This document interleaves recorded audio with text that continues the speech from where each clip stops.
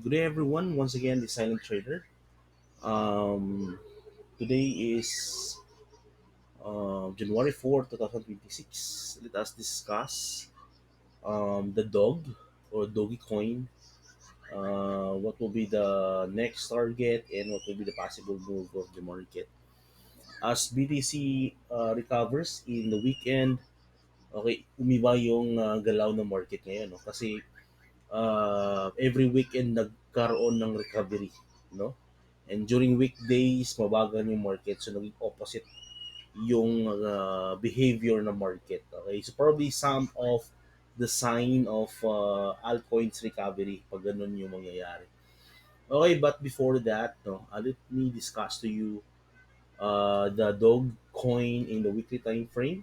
I will just draw a bull trend here, the entire trend of the market. Okay, currently nagkaroon na siya ng break, pero nagkaroon siya ng bounce. So probably this will be the support area there. No?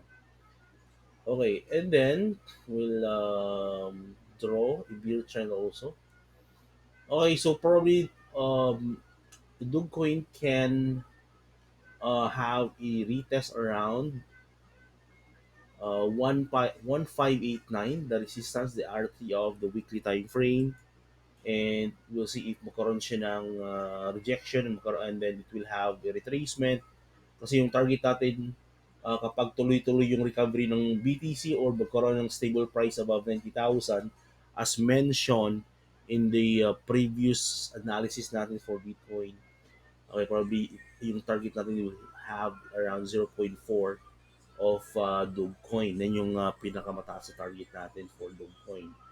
Okay, kapag magkaroon ng stable price si Bitcoin, hindi na babagsak. Okay, so let us discuss also the daily time frame for Dogecoin. Dogecoin, nagkaroon siya ng buy signal on the daily time frame. So whenever kasi magkaroon ng buy signal, it's a significant sign that there will be a retracement, and also there is a recovery sa market kapag buy. No? Kung sell naman is retracement, right? And a major break or a major switch of direction.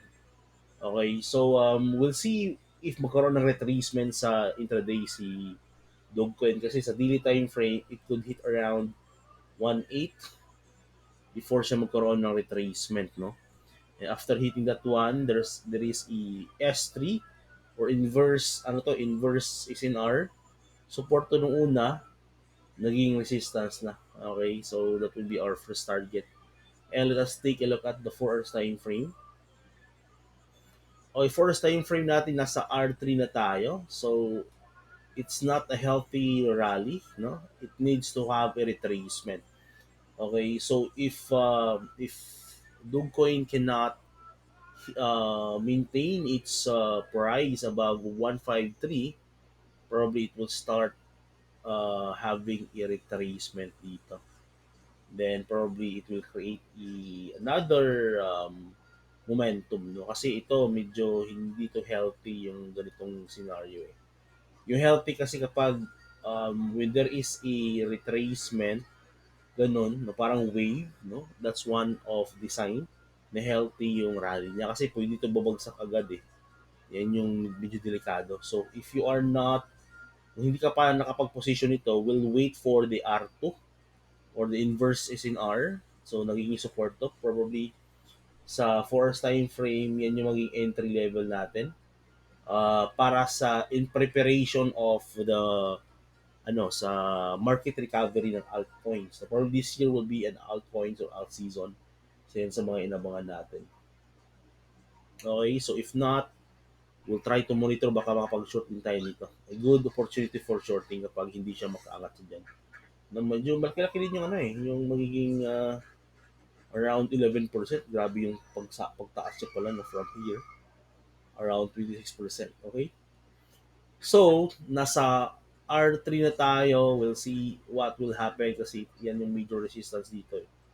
No, so below 153 na tayo. So, dalawang candle na hit yan pero rejected. Para let's check the 1 hour time frame. Ayan. Okay, dito siya eh. Diba? Ito yung R3 natin. Ano kanina. Okay, so what will happen? Probably we'll see if makapag-short tayo. Kasi tomorrow, mataas yung chance ng ano ng selling position, no? Usually weekdays kasi nagko-correct yung market. Medyo baliktad na yung galaw ng market. Eh.